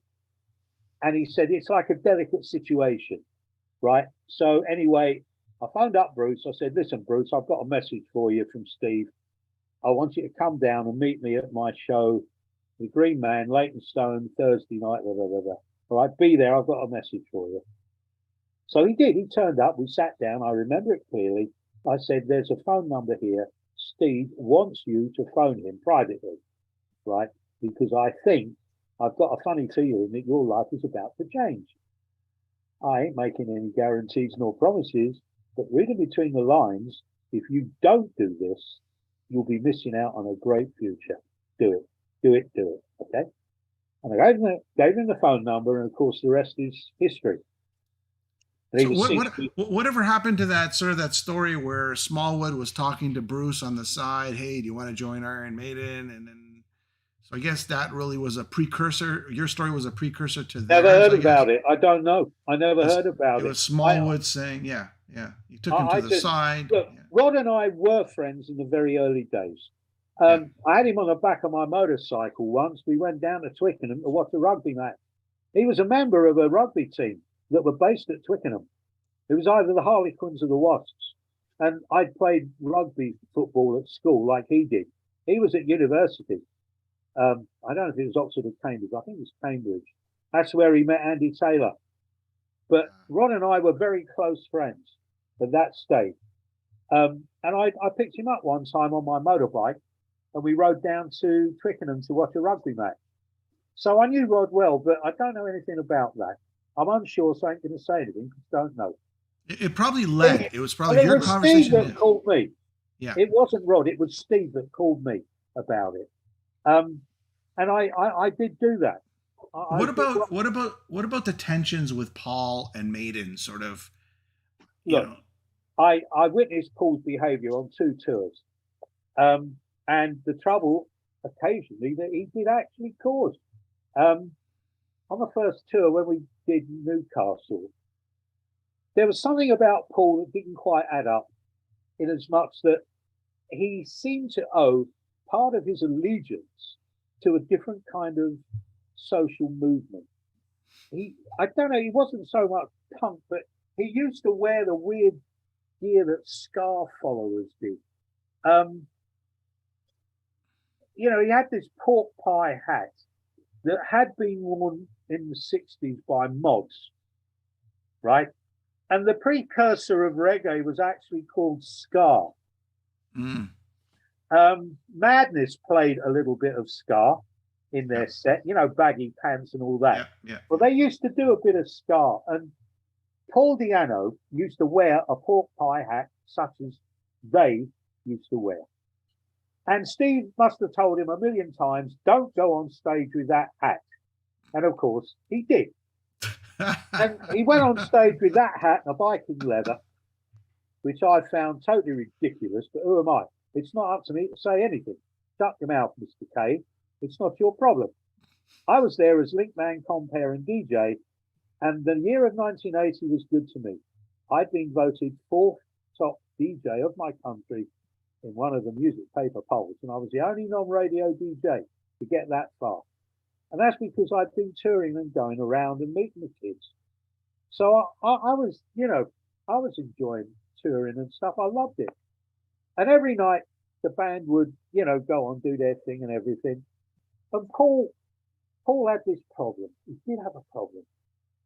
After the shows, back at the hotels where we might entertain followers, fans, whatever, Paul would be talking about his fleet of helicopters that he had, or he was about to buy. And every night he had more helicopters. Steve just laughed it off, but I thought, oh dear, as you do, right? And he sort of tripped the light fantastic. I mean, Paul and I never had a cross word. We were friends. We laughed a lot. But as time progressed with a musical aspect, and I always hear music as a musician, although I'm a DJ, allowing me to work in production and arrangement over the last 25, 30 years, it's that hearing I have that I separate instruments instantly in my head. I do. And the trouble was that I saw that the back line, Maiden's back line, the playing, was outstripping the front line. They were better than the singer. They needed somebody up front, in my belief at the time, that had a bit more power and a bit more control, so that the balance was maintained. Not backline here and singer here. You have to have a balance. You need to keep it right in balance, where one is as good as the other. So the overall delivery is supreme. Yeah, you told me the story about arguments with Judas Priest on the tour, an incident. You know much better. I mean, in the book you will you will read much more details, but you can tell in short. I'll tell you. I think I always liked that about Paul. He was just like, he was like the rebel of Iron Maiden, and I always enjoyed that. He was like, that's what I always liked about him. His voice was on the level to start with. It was in balance. They were a young raw band. and he was full of life and vigor and fun. And, on power, he was a good front man. He knew, how to front the band. He was excellent at all those things. But as time went by, he became a problem in other ways. When we did Newcastle that first time, when you go to Newcastle in the north of England, the one thing you don't do is talk about football. That would be a very stupid thing to do. Unfortunately, Paul walked on stage that night and told everybody how West Ham was going to beat the shit out of Newcastle United. And I'm afraid to say that I did the headline spot that night at the request of Steve and the others. They had to leave the stage in rather a hurry. And I did the last 45 minutes myself. Unbelievable. They said, can you? Of course I can. But I can only play records. I can't sing or dance, But I did. I finished it because Paul upset them. He said the wrong thing to the wrong audience. And he was very good at that. He also managed a real faux pas on the Judas Priest tour. I mean, I was managed by Judas Priest's manager, Mike Dolan, for Arna Carter Management for about, 18, 19, 20 months maybe. Because I was already under pressure from Japanese magazines and record companies to put together what became known as Metal from Others. Yeah. And they wanted their own, and they wanted me to do it. And I was so under pressure, Jimmy. I was doing absolutely everything myself. I had no company. I had nobody working for me. I had nobody to do anything for me. I was doing everything myself, and I was slowly driving myself into the ground. We were at the wagon. We were busy. It got even worse after we got bunged out of there, and I had my own road show. I had a 7-ton truck with gear, 4-man road crew. I was managing Samurai for Jim White, Nazareth's manager, as a rehearsal and recording complex. I was doing a million different things, and there was only me, and I needed help. And then this offer from Japan came along as well, and I was naive about negotiating a deal at the time. And Mike Dolan called me up one day. He knew me. He said, I've been reading all about you in the press. He said, listen, I understand you've been offered a recording deal from a Japanese record company via, I think it was Music Life, the Japanese mag. He said, I'd be very interested in signing you up for management as a one-off, which you are, and I'll handle negotiations for this deal and everything else. And he's the one who got me the first Monsters of Rock, Donington. That's how I got it, through Mike Dolan. Anyway, I'd been on tour with April Wine. The last night was either Manchester or Sheffield, somewhere around there. Maiden with Priest were due on there the night after. And I decided to stay on because I knew April Wine. They were, good friends. We'd done the Donington thing. It was good. And of course, Maiden were the home team, and Judas Priest. Well, I was managed by them. I knew the boys in Priest because of that.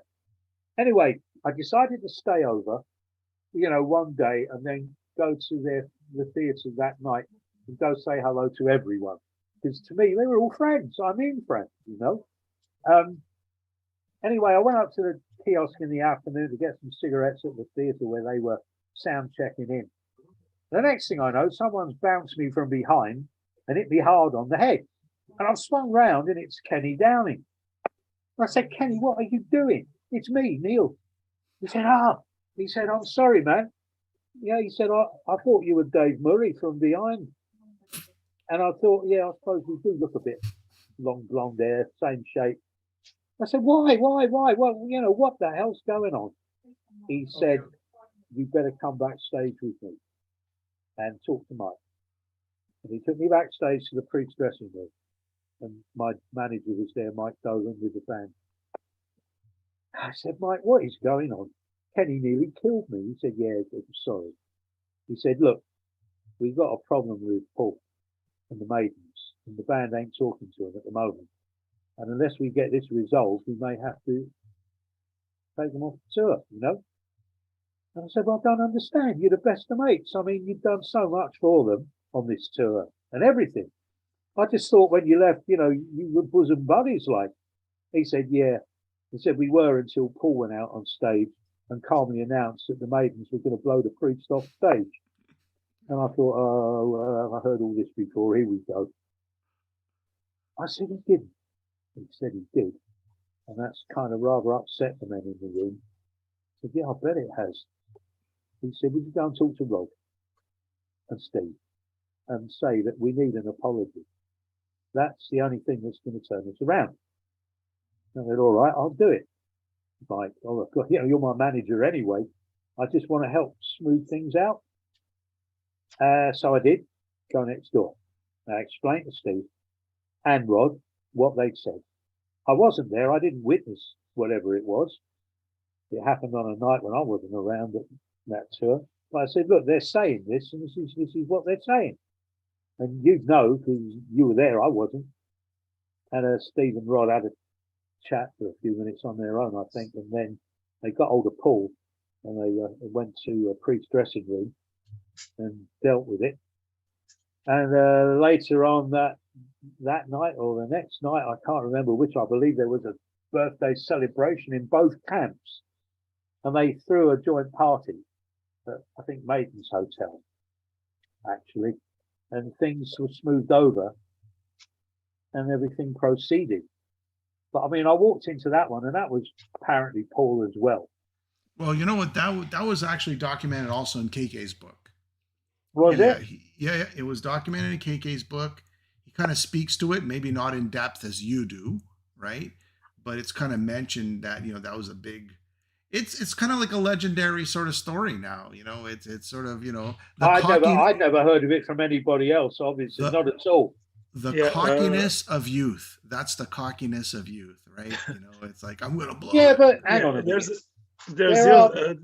There's similar stories, and not that way. But Neal, can you maybe tell the story about Lemmy approach you and ask you why you're doing so much for Iron Maiden, not for me? And the other story about Paul Samson, who taught you sabotage him with some things. See, Jimmy, the trouble is that when you're an entrepreneur DJ, and you do things with people in bands and you help people and you promote and do stuff, the ones that miss out are the first ones to point the finger at you and blame you. They always did. I never set out to make friends in the industry. I set out to do a job. It was always a business and a job for me at the end of the day. I enjoyed it all immensely. I did. It was great fun, a great life. But at the end of the day, it had to be successful to make money, because rock and roll costs money. That's right. You can't do it for nothing. You can be a great pub band and starve happily. But in order to reach the heights of stadium level, you have to be that good where you can earn that money, and then you can afford to pay for it all. Mm-hmm. So Paul Samson was a good friend. He and his wife were good friends of my first wife and I got him gigs at the Bandwagon. We used to put him on, but Paul had a musical thing. He didn't recognize the new wave of British heavy metal. For him, nothing had changed. It never went away. It just got ignored. And Paul was not of the modern rising. His heroes were like Frank Marino, Jimi Hendrix, The Doors. Frank Marino's from here. Yeah, I know. Favorite track? Talking About a Feeling, live. Okay. Next. Juggernaut. Go ahead. Two DJs having a private battle on air here. This is very cool, Jimmy. The power of rock and roll. Oh, I love it. You're a hero and a half to me now.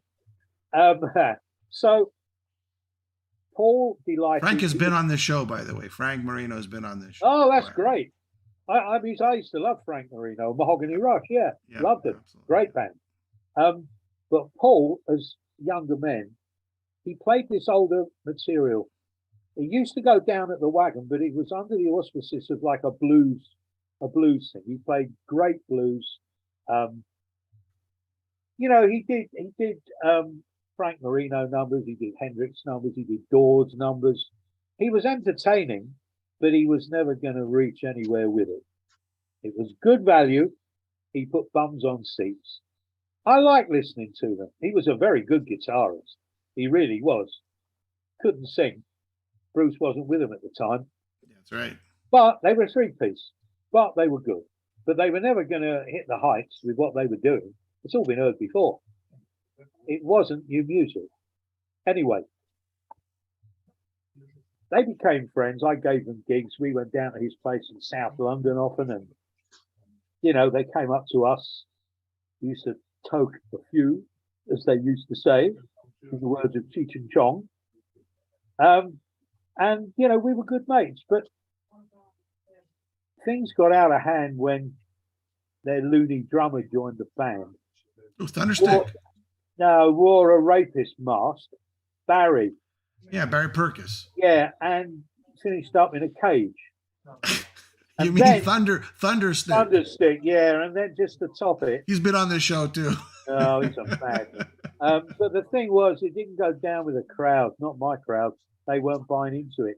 And to stack it up double, Paul absolutely surrounded the stage with pyros and explosions and confetti cannons and fuck knows what else, right? Anyway, I used to do 2 or 3 band shows at the Music Machine, my choice of lineup as well. Mick Parker, the manager, gave me the night to, use as I wanted. And came the night when I had Iron Maiden on and Samson. I don't know who the opener was. It may have been someone like Toad the Wet Sprocket, one of the little bands from Mothers. Jeez. Yeah. Anyway, they were good. They were kids. So they could turn out. I mean, blues, very good. Anyway, Maiden were not headlining the show.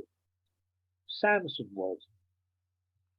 And I'm afraid that my crowd ceased to be amused by the antics of the animal in the cage and all the explosions. They just weren't amused anymore. They were fed up with it and tired because it was nothing to do with music. It was all show. At the end of the set, not one person clapped. Wow. Not one. My crew, the Soundhouse crowd, had given him the silent treatment. Paul came off stage fuming. He was really mad. He said, "You organised that, didn't you? You told them not to clap." I said, "I did not." "You brought that on yourself, mate, by your insistence on all this other shit and not the music. I've told you before anyway that what you play is not of today. You're yesterday's hero, Paul. And if you don't wake up to the fact, you ain't going anywhere. That's the truth." And he was really livid, man. He was furious. And then, of course, subsequently, my name became even bigger mud because we half-inched Clive Burr away from him eventually. That's right. And then we got Bruce out of there as well. But, who gets the blame for it all? Me, because I know them all and I'm sitting in the middle, even though Clive Burr was nothing to do with me. Him joining Iron Maiden, I had absolutely nothing to do with. Nothing. Steve must have done it or some of the others. I don't know how it worked. There was nothing to do with me. But to Samson, I'd done irreparable damage. And he really believed that my crowd, they had been organised by me to do that, not to give any applause. That's fucking crazy, man. Yeah. I mean, you can't stop a crowd from loving a band or not loving a band. No. There's no way. Well, I used to have a system with the audience at the Wagon anyway. When I used to play something new, which is very often, I had a time-honoured system with them. I'd say, "Listen, guys, I'm going to play a demo tape now from another band, new band called blah, blah, blah. I want you to tell me in the usual manner after it if you like it or not. If you like it, you can make a noise, whistle, but stick your thumbs up and tell me it's okay. If you don't like it, don't make any noise at all. And then I know. And that's how we'll, deal with it." And I used to have this system with them because I played an awful lot of new things at the Wagon, obviously. For sure. So, You know what? We have 4 minutes because I have to wrap it up in 4 minutes. Oh, really? We could do a part 2. Don't worry about it. We could do a That's part good. 2. I think Yeah, we we need to. have too many stories to tell, so we really can do part 2. Yeah, we're gonna do a part 2. We'll get more into the the Samson Maiden later years too. But I know Croatia, it's really late now. It's what do you like 1 o'clock there? It's 2 o'clock. Almost, yeah. You're gonna keep your baby up. What was I gonna say? I just lost my the Maiden crowd. Loopy says the Maiden crowd had gone home. It was done through Dennis Stratton. Did Dennis Stratton have that much influence to like bring everybody home after Maiden performed?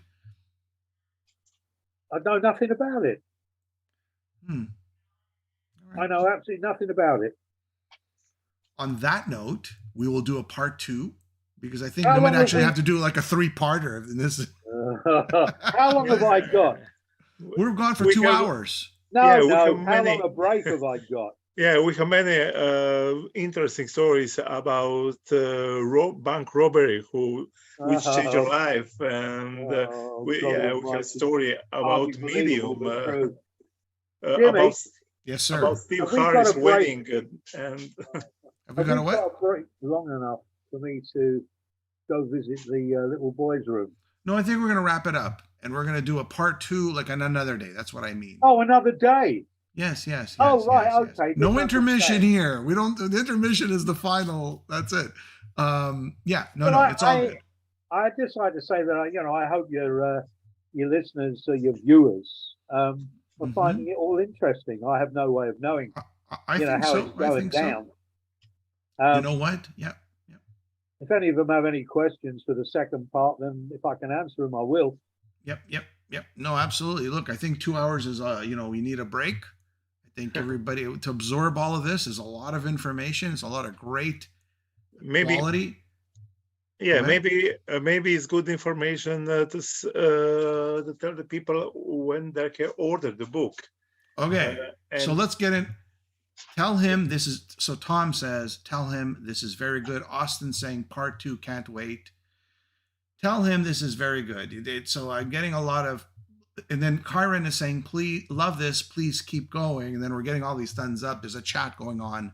Oh, that's great. That's why I keep looking this way, because then I'm looking at the people chat. And I'm really pleased that somebody's finding this interesting, because, I mean, to us, it was nothing special. It just like happened. You rolled the dice and played with the punches, and nobody went out of their way to do anything special. It was the working life, the job. It was the job back then, I'm gonna let. Sorry to cut you off. I'm gonna let Stjepan just talk about the book, where to pick it up. I'm gonna show a picture of the book. Neal Kay, Recollections of a Rock DJ. Forward by Steve Harris of Iron Maiden. Where can people get this? Pre-order this? What's going on there, Stjepan? Yeah, people can pre-order this book in www.maidencroatia.com/Kay, Kay. Simple. And they will get some very cool and very special version of the book dedicated directly with Neal Kay and something special inside the book. So they can click their link and read everything about that. So this, what Neal told us, is just a little, because oh my God, this is like so much more. Yes. No. We talk 100 and something hours on Skype. So you can believe how many pages and pages, few hundreds, 300, 400, 500 pages of text. So I need to see how to produce this book. This book will be big, really, really big and heavy. So go pre-order it. We'll talk again as a part 2 of another show. We'll do another show. Yes. We'll do it again. Guys, it's been a pleasure. Neal, and just so everybody knows, Neal's my older cousin. Neal Kay is my that ain't true. That ain't true. But I got friends in Canada separately. the vice president of my bike club, Monty's somewhere over there as well. Oh, Munzie Monty. in Canada. Yeah, he is. Okay. Yeah, Okay. yeah, he emigrated there some years ago. We all rode together in the Collindale Motorcycle Club, the CMCC, and that has a connection to the Soundhouse as well, big time. Very. You have very to ask me cool. about the bike club. I was president for 2 years. Yes, we could talk about that. We could talk about more Maiden. We could talk More about Maiden, even the new wave of British heavy metal. We'd even get into Portugal story with the legendary Manu da Silva and many stories. Yeah. Oh yeah. Guys, it's been a pleasure. It has. Thanks, Jimmy. You know, guys, it's always fun. Stefan, thank you so much for putting this all together. We will talk soon, everybody. Yeah. I was some kind of moderator. You were the Neal Kay of this. I'm pleased, Stefan, you were there. You jogged my memory, and I need that these days. Yes. You've got to remember, fellas, I'm 293 years old. It takes a while now to recall anything.